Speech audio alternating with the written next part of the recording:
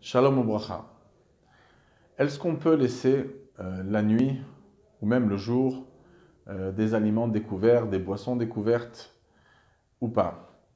Alors, dans la halakha, on nous parle de mashkim megoulim, des boissons, des liquides qui seraient découverts.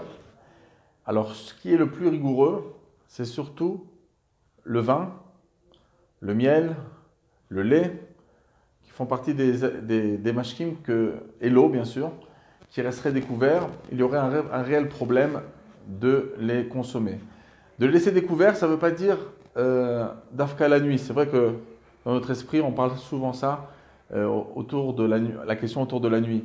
Mais ça peut être même en journée, de laisser un liquide ouvert et après ne pas être dans la pièce et abandonner cette pièce, abandonner cet endroit ou quitter la maison lorsque les choses sont découvertes. Ça s'appelle mashkim shenit galou. Donc même que c'est en journée, il ne faut pas le faire, il faut toujours recouvrir. Cependant, si ça n'a pas été fait, alors beaucoup de décisionnaires aujourd'hui, on peut dire même la majorité, pensent qu'il n'y a pas de problème de consommer bediavad. Mais certains sont rigoureux. Alors au niveau du kiddush, c'est clair que si du vin serait resté découvert, même en journée, sans avoir de va-et-vient dans l'endroit, alors automatiquement, s'il serait resté environ dans une période de 20 minutes, on n'utiliserait pas ce vin pour faire kiddush, etc. Donc ça c'est important à le préciser, comme l'Alter Rebbe, l'Admorazaken l'amène dans le Siman 272.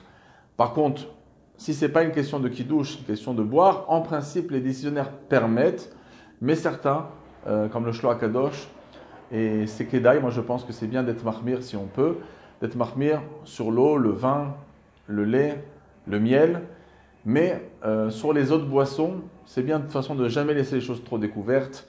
Il y a des bestioles qui tournent, surtout dans les pays chauds, etc. Mais Bediavat, sur toutes les autres boissons, s'ils sont restés découvertes, il n'y a pas de problème. La nourriture aussi, il idéalement ne pas la laisser découverte, mais sinon, il n'y a pas de problème. Je ne rentre pas bien sûr dans la halakha de l'ail, de l'oignon ou des œufs qui sont découvertes, ça c'est une chose à part, une question à part.